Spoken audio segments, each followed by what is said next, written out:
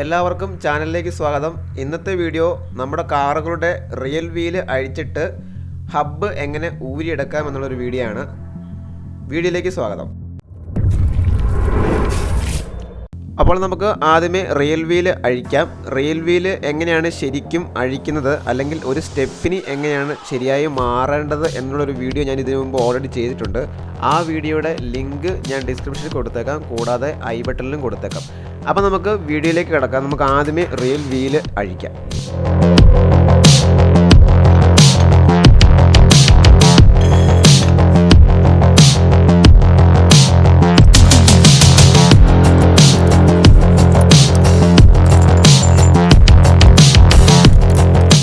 വീലിനട്ട് ലൂസാക്കിയതിന് ശേഷം നമുക്ക് ജാക്കി വെക്കണം. ജാക്കി വെച്ച് വണ്ടി ഒന്ന് ലിഫ്റ്റ് ചെയ്യാം. ജാക്കി വെക്കുന്നതിന് മുമ്പായിട്ട് നമുക്ക് ഫ്രണ്ട് ടയറിൽ രണ്ട് സൈഡിലുമായിട്ട് തടിക്കഷ്ണം വെച്ച് ഒരു ഊട് വെക്കാം. കാരണം ജാക്കി വെച്ച് കഴിയുമ്പോൾ വണ്ടി സ്ലൈഡ് ചെയ്ത് തെന്നി പോവാണ്ടിരിക്കാൻ വേണ്ടിയാണ് ഇങ്ങനെ ചെയ്യുന്നത്. ജാക്കി വെച്ച് ഉയർത്തി വണ്ടി ലിഫ്റ്റ് ചെയ്തതിന് ശേഷം ബാക്കി വീലിനട്ട് കൂടെ ലൂസ് ചെയ്തെടുത്ത് ടയർ റിമൂവ് ചെയ്തെടുക്കാം.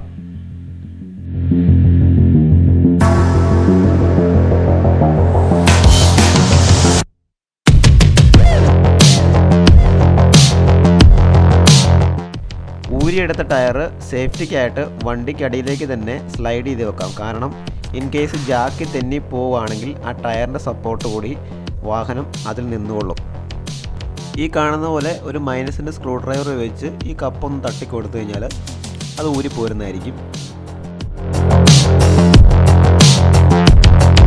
വീൽനട്ട് അഴിക്കുന്നതിന് മുമ്പായിട്ട് നമുക്ക് വീൽനട്ടിൻ്റെ ഒരു ലോക്കുണ്ട്. ആ ലോക്ക് നമുക്ക് ഇതുപോലത്തെ ഒരു ആണി ഉപയോഗിച്ച് ആ ലോക്ക് നമുക്ക് തട്ടി എടുക്കാം.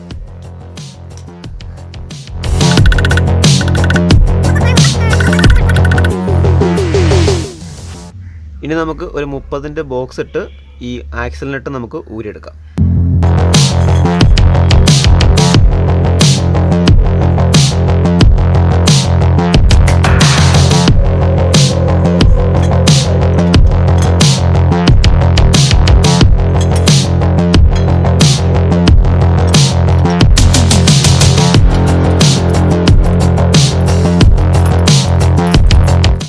ഇത്രയും ചെയ്ത് കഴിഞ്ഞ് നമുക്ക് വീൽ ഹബ്ബ് ഇതുപോലെ സിമ്പിളായിട്ട് വലിച്ചു കഴിഞ്ഞാൽ ഊരി പോരുന്നതായിരിക്കും.